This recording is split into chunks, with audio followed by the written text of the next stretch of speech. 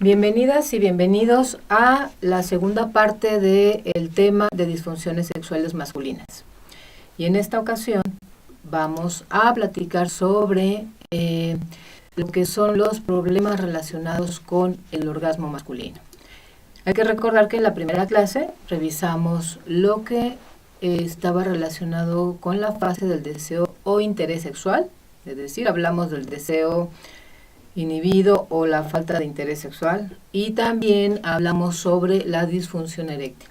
En esta ocasión vamos a concretar este tema con los problemas que se presentan durante la fase del orgasmo masculino, y específicamente vamos a hablar de dos circunstancias: la eyaculación temprana o eyaculación precoz y sobre la eyaculación retardada o aneyaculación, es decir, aquellos varones que por algún problema no pueden eyacular.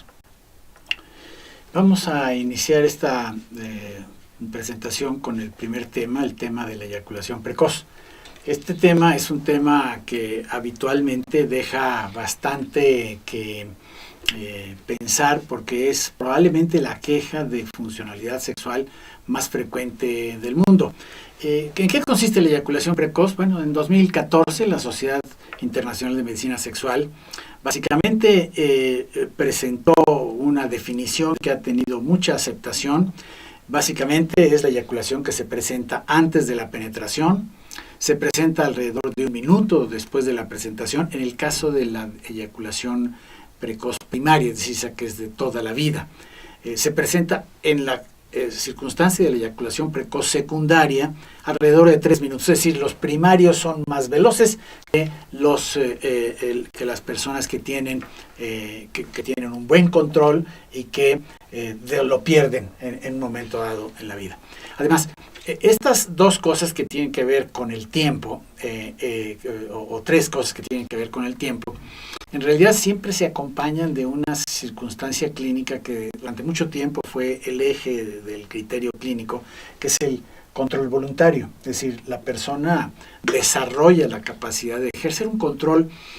Pues no es un control voluntario como el que tenemos de las manos, ¿verdad? Que si se controlamos con mucha precisión hasta podemos escribir. Pero sí hay un grado de control, similar al control de la orina, similar al control de otros reflejos, que la persona con eyaculación precoz no tiene. Y como cuarta cosa es esta circunstancia en la cual hay un malestar, hay un impacto en el bienestar de la persona, hay un malestar significativo, hay una angustia o ansiedad, hay una molestia, y con mucha frecuencia hay una evitación de la intimidad que se encuentra con esta situación. Sí, entonces son 3 criterios importantes: la falta de control, el tiempo en que el varón se tarda en eyacular una vez que penetra, y el malestar que se presenta ya sea en el mismo paciente y en la pareja. Así es. Como ya decíamos, es una disfunción muy frecuente, sobre todo si estamos hablando de queja. Es decir, cuando se hacen encuestas, cuando se hacen grandes investigaciones, incluyendo a muchísimas personas, la queja más frecuente es la queja de no poder controlar la eyaculación, la queja de tener la eyaculación demasiado rápida. Y dependiendo un poco de cómo está hecho el estudio, si es un estudio así muy, a ver si le pregunto a la gente y la gente me dice sin mayores sofisticaciones de control, pues la cifra es muy, muy frecuente, alrededor del 30%, señalan algunos estudios. Pero si se controla un poquito más, si se toman las medidas, bueno, pues las frecuencias bajan un poco, pero no tanto, alrededor de 22.70%. O 23%, así es, en la población mayor de 18 años, que es donde se hacen estos estudios. Así es. ¿Tú qué opinas de la frecuencia con la cual estas cosas aparecen? Bueno, como ya lo decías al inicio, es la disfunción sexual que se presenta con mayor frecuencia, y sobre todo un dato importante, a diferencia de la disfunción eréctil, es que aparece en hombres jóvenes, inclusive, obviamente, al ser primaria, desde su primer encuentro sexual, y puede permanecer así. Más adelante vamos a ver una gráfica que está muy interesante. Aquí la tenemos, una gráfica donde está digamos, la prevalencia general, pero por regiones, es decir, aquí se encuentra las diversas regiones del mundo. En este estudio, que ya habíamos usado en alguna de las clases, es un estudio que publicó como primer autor un doctor que se llama Laumann. Y vean ustedes la frecuencia con la cual la queja de eyaculación precoz, pues en todas las áreas del mundo, entre el 20 y el 25%, aquí está el norte de Europa, estos más azulitos es el norte de Europa, Asia, correspondería a esta aquí sería Australia básicamente. Y bueno, aquí es interesante notar el Middle East de estos países árabes, Siria, Arabia Saudita, todos esos. Claro. Ahí la queja es menos frecuente. Esto es la queja, entonces no sabemos si duran pues mucho más y entonces todo el mundo feliz, está contento, o dura poquito y no les preocupa tanto como en las otras áreas del país, del mundo. O no se ha estudiado como en las otras regiones, ¿no? Así es. Este es un estudio interesante, el que vamos a relatar. Es un estudio que básicamente lo que muestra es es uno de los primeros, no el primero, pero sí uno de los primeros intentos de medir con precisión a qué es lo que estamos queriendo llamar eyaculación precoz.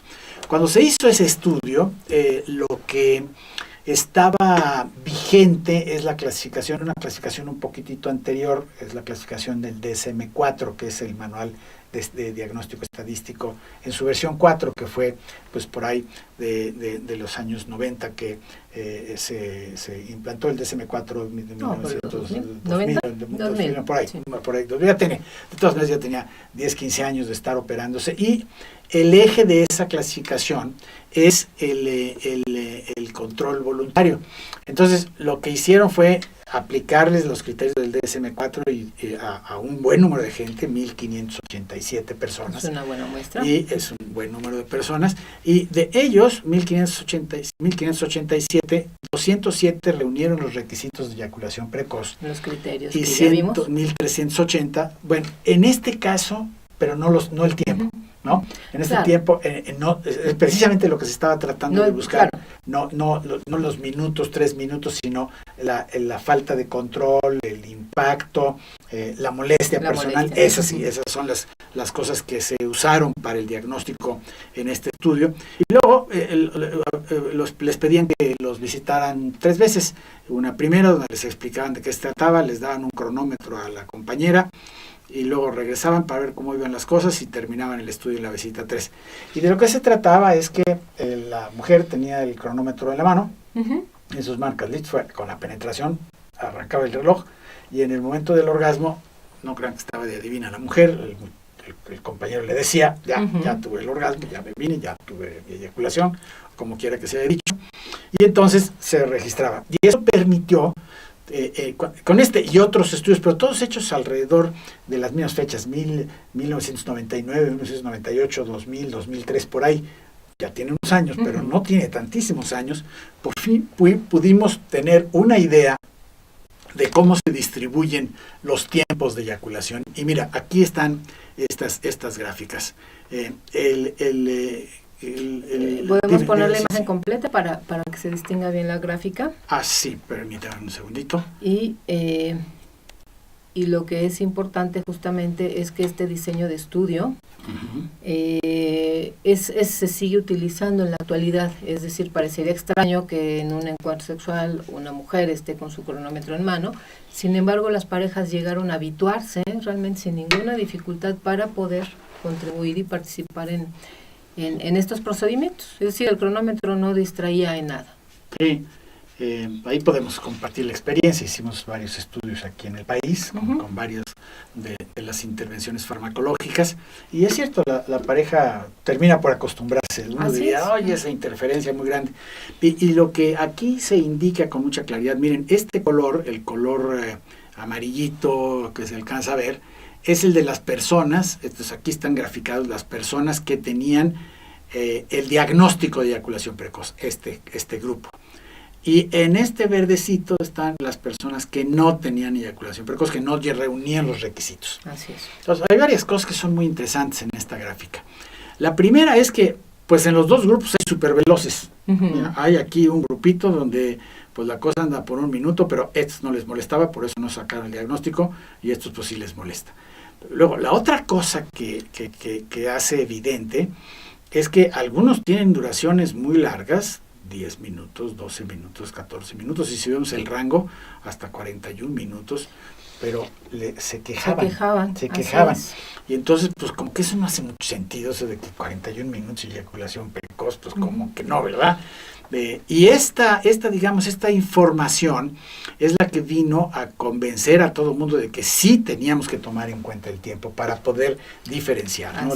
La pura queja a veces es un poco engañosa. Pero la otra cosa que queda muy claro es que con mucha claridad las personas que tienen el diagnóstico anterior, sin tiempo, de eyaculación precoz, están todas aquí alrededor de 1 o 2 minutos, la mayoría en 1 minuto, y bueno, hay otro grupo que tiene un poquito más de tiempo, por eso el promedio es de 3 minutos, la mediana de 1 minuto, y esto es el rango que ya estábamos comentando. Los que no tienen eyaculación precoz, los que están sin queja y sin nada, pues tienen promedios más elevados. Claro. La mediana, aquí hay un dato estadístico. Como estas curvas tienen este sesgo, están jaladas para acá, estos valores muy elevados, sí, elevan el promedio, elevan estos números, el promedio se jala hacia allá por la presencia de estos que están muy elevados. Entonces, la mediana es una mejor orientación, y la mediana es interesante que sea 7 minutos, porque hasta había una novela que así se llamaba. Los 7 minutos. Sí, los 7 minutos, ¿no? Así es. Estos datos son muy interesantes. Este es el dato del control. ¿Quieres comentarlo? Otro de los criterios que ya habíamos comentado justamente, que nos proporciona la Asociación Internacional de Medicina Sexual, es el control, es decir, la sensación subjetiva. Yo como varón, ¿qué tanto percibo que tengo control de la eyaculación o se presenta antes de que yo lo deseo? Y entonces también aquí vemos una gráfica en donde están los porcentajes de poco control, más o menos muy poco control, poco control, más o menos buen regular, control, bueno, y muy buen control. Bueno. Y bueno, y en realidad pues coincide, ¿no? Coincide aquellos que se conocieron con diagnóstico de eyaculación precoz, que son las barras azules, pues obviamente se cargan hacia el lado del muy poco control o poco control, ¿no? Eso me parece que coincide. Y sí, nosotros pues sí se tenía la sensación de tener más control. Y esta otra gráfica que es de un estudio holandés de un psiquiatra que se llama Waldinger. En este estudio entraron nada más puros quejosos de eyaculación precoz durante toda la vida. Es decir, para entrar al estudio, dice, ¿usted tiene eyaculación precoz? Sí, ¿desde cuándo? No, desde que empecé a tener relaciones sexuales, desde que empecé mi vida sexual. Y entonces, a diferencia de las otras gráficas que hemos estado viendo, donde hay una mezcla entre los que tienen eyaculación precoz y los que no tienen eyaculación precoz, aquí todos tienen eyaculación precoz. Y entonces, aquí llamo la atención a que son segundos, aquí son 10 segundos, 20, sí. 30 segundos, 40 segundos, 50 segundos, 60 Ahí está segundos. el minuto. Entonces, esta idea del minuto para los que tienen eyaculación precoz de toda la vida o primaria es derivada de este dato, que pues está muy claramente, la mayoría, hay unos que se salen de la norma, pero la mayoría están en ese minuto, y por eso el criterio cambió. No todos los que tienen eyaculación precoz secundaria tienen más duración, y por eso el criterio es 1 minuto para los de primaria, 3 minutos, alrededor de 3 minutos para los que tienen eyaculación precoz secundaria. Bien, esta ya comentábamos al inicio, o sea, las dos disfunciones sexuales masculinas más frecuentes, como son la eyaculación precoz y la disfunción eréctil, tienen un comportamiento diferente a lo largo de la vida. Se fijan en la gráfica, la línea negra, son las personas con eyaculación precoz, y ese porcentaje puede mantenerse igual desde que inicia hasta edades ya adultas, digamos, ¿no? Generalmente las personas con eyaculación precoz primaria tienen ese comportamiento. Y a diferencia de la disfunción eréctil, es poco frecuente en personas jóvenes y va aumentando el riesgo conforme avanza la edad. Entonces, de ahí que a partir de los 40 años por ahí del 55%, ¿no? Veíamos en la clase previa, clase anterior. pueden presentar algún grado de disfunción eréctil. Así es. La etiología. Como todas las circunstancias, la etiología es variada porque estamos hablando de síndromes. Recuerden ese punto de que estamos con condiciones básicamente sindromáticas. Y en el caso de la eyaculación precoz primaria se han identificado un número de factores psicológicos que siempre juegan algún papel. Y bueno, ¿cuáles son esos factores? Bueno, uno es el condicionamiento de la angustia y la prisa, el aprender a tener la respuesta de eyaculación muy veloz, la ansiedad, por el efecto que la angustia tiene en la descarga adrenérgica. La ansiedad es una respuesta ante el peligro, ante el estrés, ante la amenaza. Y la persona que tiene eyaculación precoz muchas veces lo que tiene es un miedo tremendo de fallar y de ir a perder su pareja o de que lo señalen como ineficiente.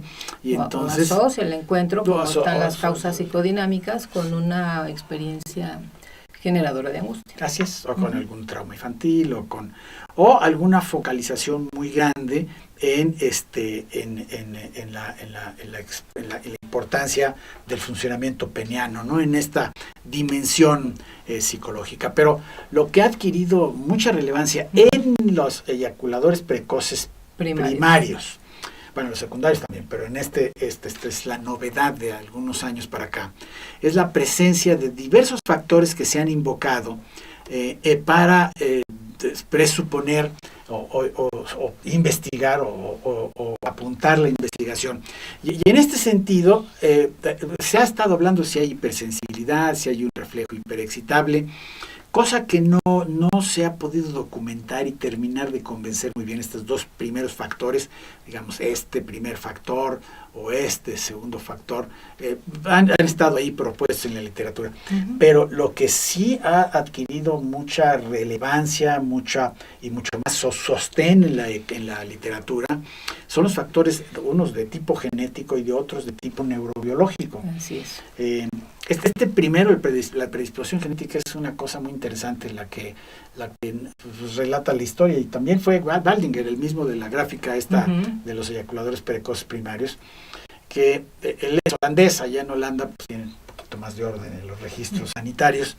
Se les ocurrió revisar los antecedentes familiares de los quejosos con eyaculación precoz, y lo que encuentran es que hay una concordancia muy alta, de arriba del 90%, en que hijo de tigre pintito, o sea, hijo de eyaculador precoz, no siempre, pero sí con una concordancia muy elevada, lo cual apunta a que hay un factor genético, ¿no? Exactamente, que hay un factor ahí biológico que está condicionando, digamos, ¿no? Así es. Y este factor biológico o este factor genético no está muy claro. Parecería estar relacionado con el metabolismo de la serotonina. Así es. La serotonina, como probablemente recuerden, tiene muchas funciones, es un neurotransmisor sumamente importante. Y la cosa nueva es que parece estar muy relacionada con la regulación de la eyaculación, la regulación del control voluntario de la eyaculación. Y parecería haber una sensibilidad modificada de los receptores, y más adelantito vamos a ver alguna otra cosa al respecto de esta hipótesis de los neurotransmisores. Y dicho sea de paso, cuando uno encuentra a una persona que está uno sospechando que efectivamente ese es el factor, bueno, en esos casos es que está justificado la intervención farmacológica, porque pues la intervención psicológica se ve limitada. La eyaculación precoz secundaria. Pues ya lo mencionabas, ¿no? Es menos frecuente que la primaria. En este caso hay que tomar en cuenta algunas otras circunstancias, como son pues las experiencias previas, la relación de pareja, la ansiedad. Muchas veces la ansiedad de desempeño es algo que nos traiciona de repente, justamente cuando se tiene un encuentro sexual. Y aquí hay otros factores que son más fácilmente diagnosticables, por ejemplo, las urológicas. La prostatitis, infección de vías urinarias, pueden provocar o pueden ser causa de eyaculación precoz. Aquí es también importante los pacientes que tienen disfunción eréctil. En ocasiones, cuando llegan a sentir que hay determinada firmeza, entonces provocan la eyaculación, ¿no? Que la eyaculación se presente rápidamente antes de perder la fuerza de la erección. Y pues eso tal vez se va creando como también un reflejo condicionado. Es decir, por el temor de perder la erección, se eyacula rápido y entonces esa puede ser otra causa. Con respecto a los factores endocrinos, pues problemas tiroideos. De todos los dos, ¿eh? Fíjense que es una cosa muy Sí. chistosa, los problemas de tiroides, tanto hipertiroidismo, que es una cosa que hay que investigar, sobre todo si un varón de repente pierde el control, como es este caso de la eyaculación precoz secundaria, siempre hay que hacer exámenes mínimos, y estos exámenes mínimos deben andar buscando uno infecciones, o debe andar uno verificando que no haya disfunción eréctil, o bien medir un perfil tiroideo, porque pues tanto en el caso del hipertiroidismo como el hipotiroidismo hay una asociación con la eyaculación precoz. Y hay otras causas neurológicas un poco menos frecuentes, muy severas, los accidentes vasculares cerebrales, las isquemias transitorias, de repente pueden afectar la capacidad de controlar el reflejo, y las infecciones neurológicas pues también tienen esa capacidad. ¿Qué hacemos con esto? Bien, pues bueno, ya desde hace algunos años, antes de identificar algunos fármacos que son útiles para la eyaculación precoz, pues apareció este personaje que tal vez tú tienes más información de su historia, el doctor Siemens. Él ya murió, un urólogo, y entonces desarrolló una serie de estrategias de ejercicios musculares para poder aprender a tener el control sobre la eyaculación. Así es. ¿Y cómo se desarrolló este proceso? Pues en realidad fue muy ingenioso. Él estaba muy jovencito. Fíjate que yo debo decir que estas técnicas son de cuando yo tenía 1 año de edad, y entonces ya les dije mi edad. Las publicó en 1956, hace un chorretal de años. Hace muchos años, Yo todavía cuando apareció PowerPoint y todas estas cosas, que ya tiene un buen tiempo, dije, ay, debe haber imágenes yo pensé que ya se había muerto. Pues no, el señor estaba activísimo, ya retirado de la medicina, pero en uno de estos lugares de acción social, y ahí fue donde sacamos esa fotografía, entre otras cosas. La cosa que él propuso es una cosa muy, muy intuitiva, pero muy poderosa. Entonces dijo, bueno, a ver, si tienen problema para controlar su reflejo, pues que ensayen, ¿no? Entonces, a ver, acérquese y espérese, deténgase. Y vuelvas a acercar y vuelvas a detener. Y vuelvas a acercar y vuelvas a detener. Y esos 3 veces, o 4 veces, 3 veces idealmente, y la 4ª vez no se detenga para estar seguro. Esa técnica se llama parada y arranque. Y se hace, pues, con autoestimulación o con estimulación manual de la compañera. Y, pues, digamos, son las formas más comunes de implementar la parada y arranque. Y uno diría, ay, mira qué ejercicio tan bueno. Y muchas personas dicen, pues sí, pues voy a hacer esos ejercicios. Ahora, con el tiempo se vino entendiendo que lo que facilita la técnica no es tanto que aprenda el control, lo que aprende es lo que mejora es la percepción de las sensaciones. Es decir, con ese truco de estar con toda la atención. Fíjense, una de las cosas que los eyaculadores precoces hacen, y todavía es una cosa que se comenta y hasta se bromea, es quitarse la cabeza el encuentro sexual y pensar una cosa espantosa, ¿no? O en el partido de fútbol, o en alguna problemática, o en la fecha de pago de las tarjetas, qué sé yo, cualquier cosa que pueda así estar. Los pacientes comentan, trato de distraerme. Ajá, sí. Y al final no funciona. Y pues no funciona, porque curiosamente el control, la parte aprendida del control, es una cosa que se logra poniendo atención, no distrayéndose, que es exactamente lo que se hace con estas ideas.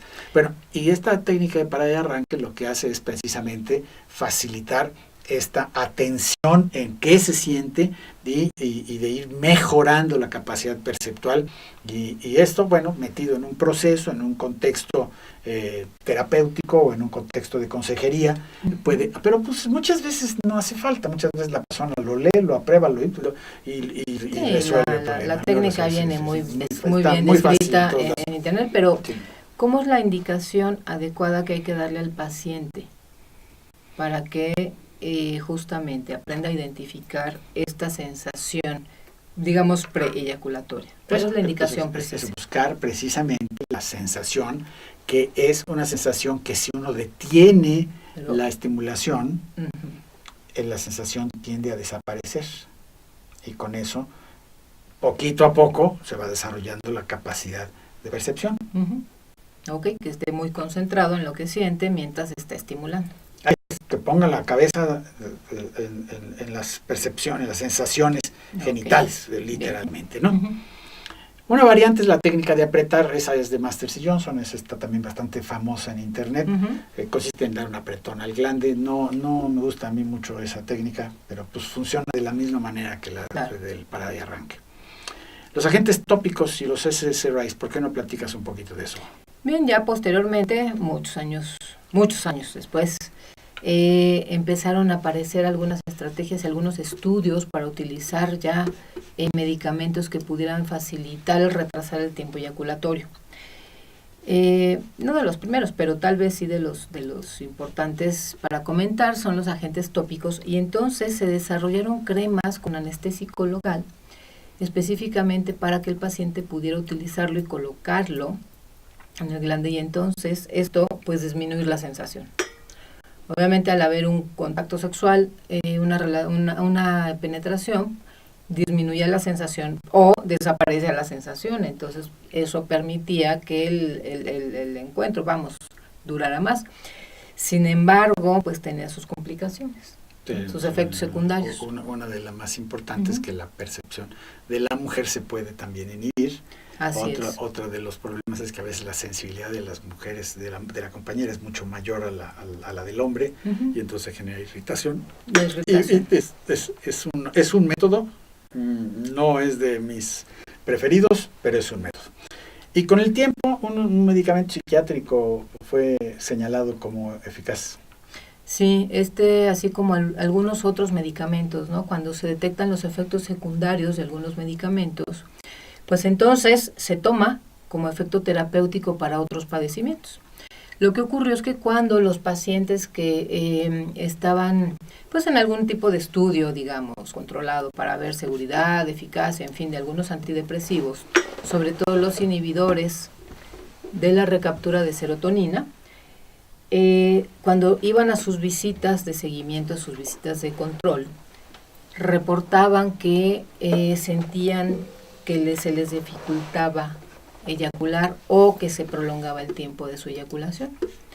Entonces, desde la medicina sexual se tomó digamos, efecto secundario, y entonces, pues es que se llevó a su estudio para tratar de relacionarlo o fortalecer la teoría, justamente, de que la serotonina es un neurotransmisor que juega un papel fundamental en la eyaculación precoz.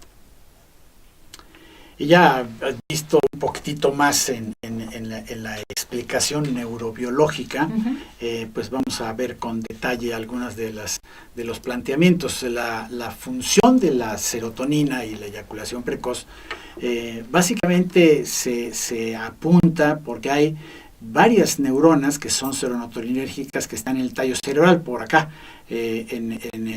especialmente en varios núcleos, el tallo, y un núcleo que se llama el núcleo de células paragigantocelulares. Aquí están las proyecciones espinales.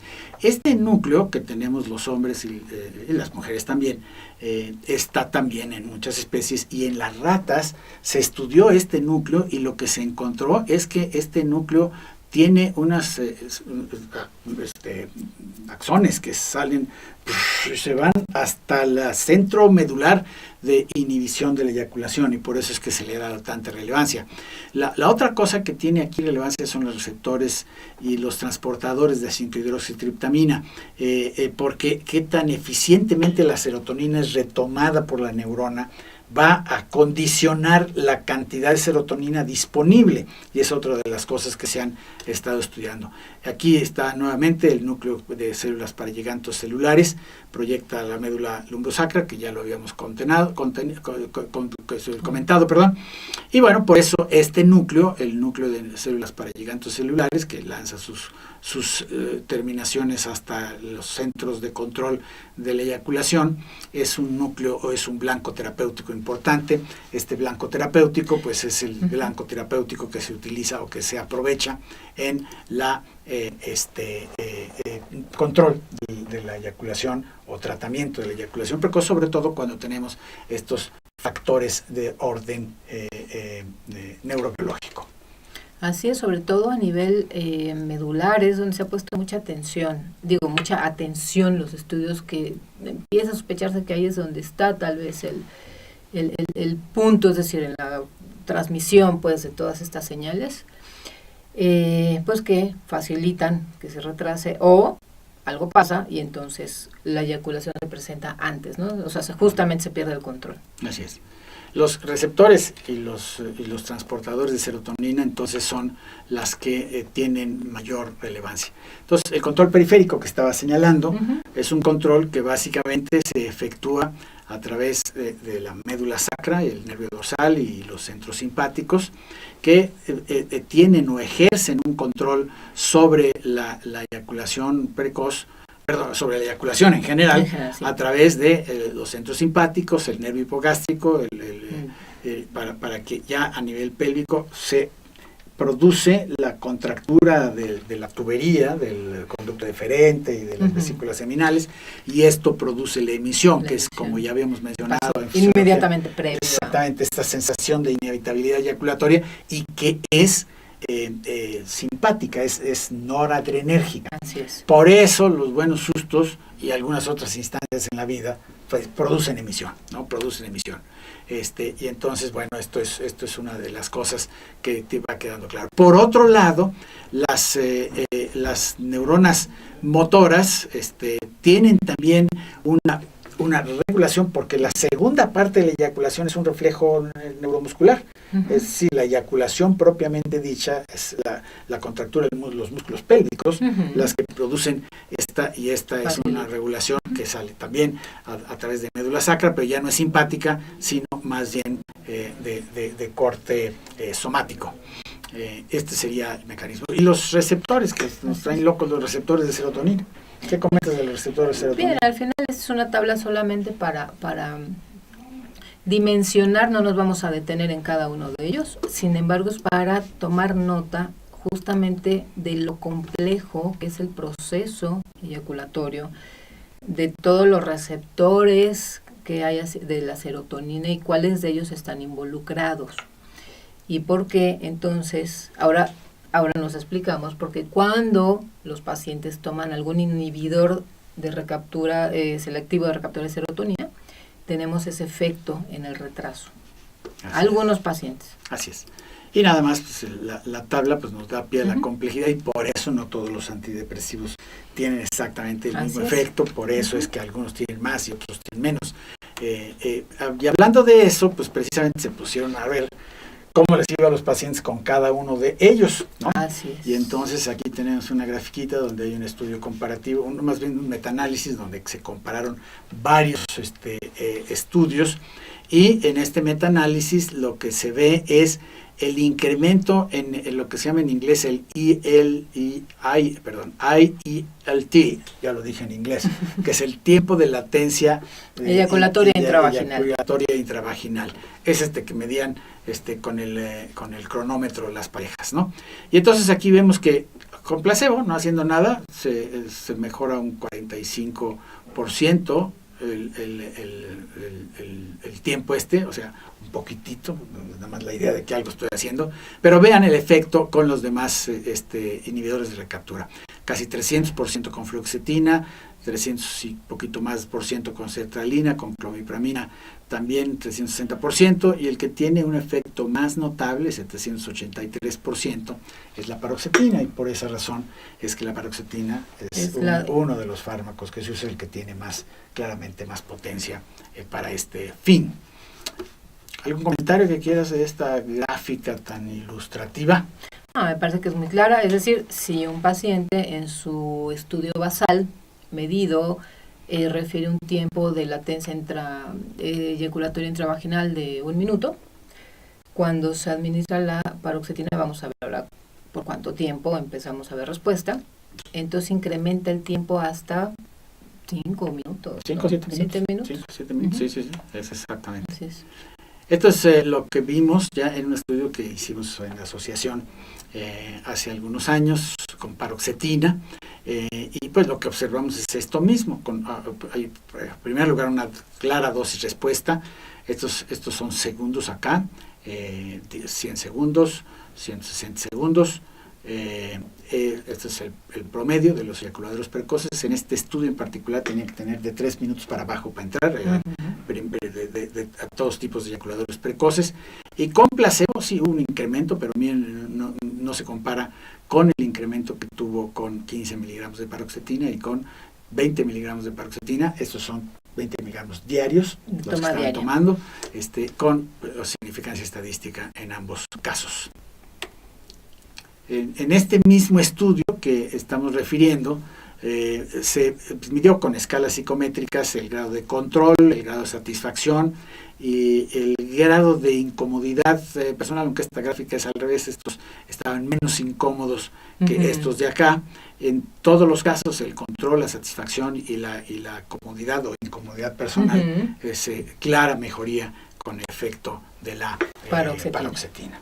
Entonces, la recomendación que hacemos con los pacientes es una dosis de 20 miligramos toma diaria, y desde luego si se combina con los ejercicios de parada y arranque, definitivamente el resultado que se puede obtener es mucho mejor.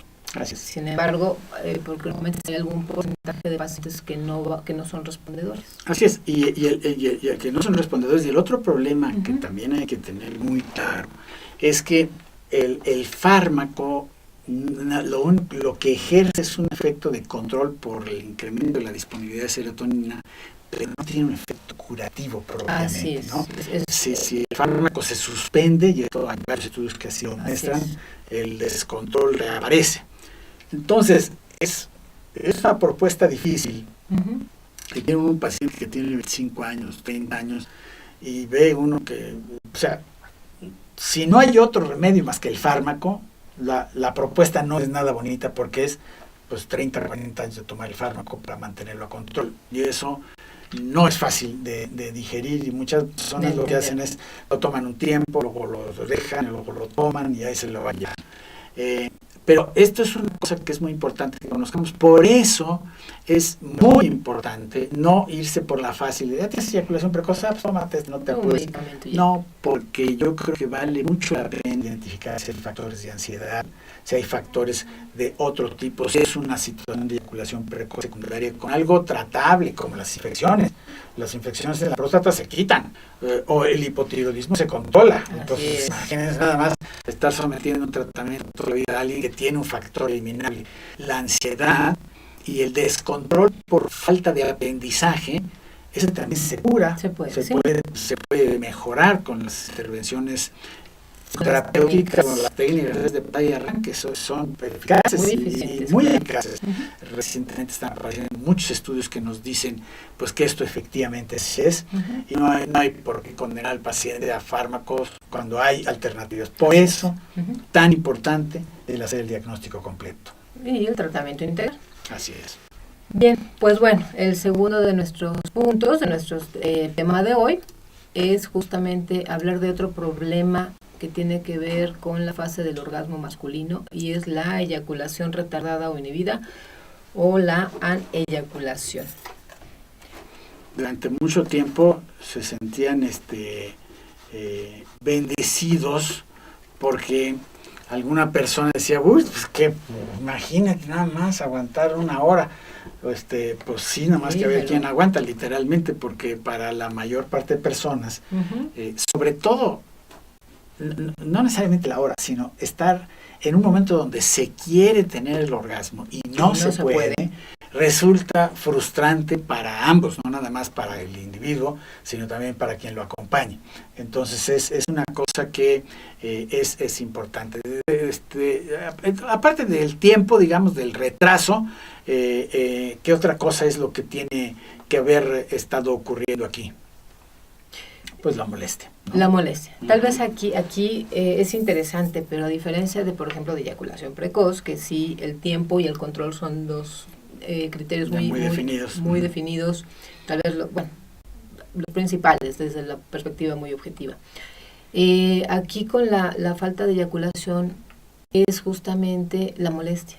Es uno de los criterios principales porque no se ha medido por cuestiones metodológicas cuál es el tiempo para determinar si es o no eyaculación retardada. ¿No? Sí, lo que hicieron el otro día fue con las estadísticas estas. Alguien se puso a sacar las 2 desviaciones estándares, así con toda la metodología estadística, y entonces dijeron 20 minutos. 20 minutos están 2 desviaciones estándar dentro de eso, y más de 20 minutos.